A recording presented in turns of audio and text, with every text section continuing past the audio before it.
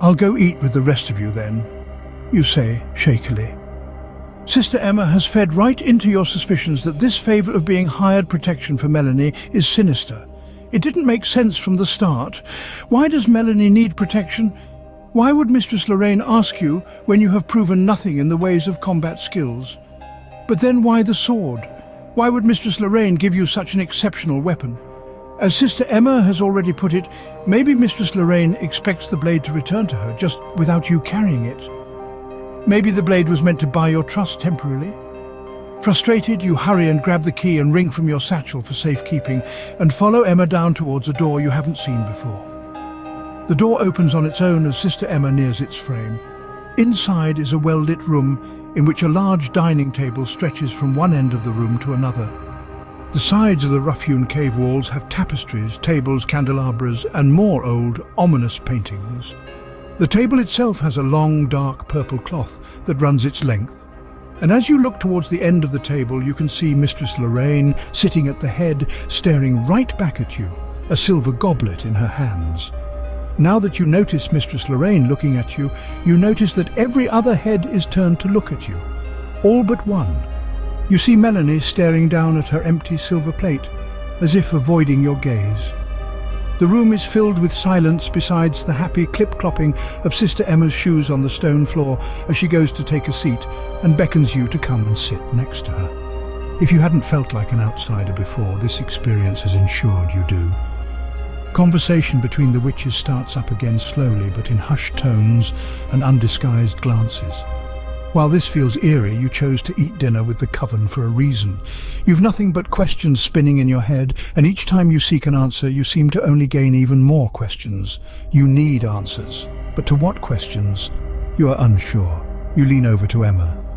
Why is this place so fancy? I mean, no offense, but when I thought of a witches' coven, well, I'm not sure what I thought, but it wasn't this. Sister Emma looks at you with a smile on her face while she kicks her legs back and forth under the table. Oh, did you think we just sat around sacrificing babies, stirring boiling cauldrons and placing hexes on village folk all day? That's only part of it, Emma says with a chortle. You give an uneasy smile. You can't tell if she's joking or not. Sister Emma continues, No, it used to be much more drab here, but we started getting lots of nice things recently, sort of around the time that Orza fellow took over. Emma looks at her plate and starts playing with her cutlery. Who is Orza? You ask her. Huh? Oh, not really sure. Politics really aren't much my thing. You feel a little embarrassed now. You've been asking a 6-year-old to fill you in on local politics and power struggles. You lean back in your chair, feeling Sister Emma has lost interest in your conversation as she continues to sword fight her fork with her knife. You look around the table and it seems your presence does not bother the other witches as much anymore, as they have become wrapped within their own conversations once again. Taking a quick scan around the table, it seems that Emma is the youngest sister of the Izengrim coven by quite a few years. The second youngest looking witch you can see seems to be around the age of 12, if you were to guess. You look to your left at the witch who sits to your side. She looks like she may be approaching her early 30s and has red hair. As you look at her, she quickly shifts her eyes away from you, and you suspect she had been curiously peering over at you during your conversation with Sister Emma. After a few seconds of silence, you decide to try and break the ice.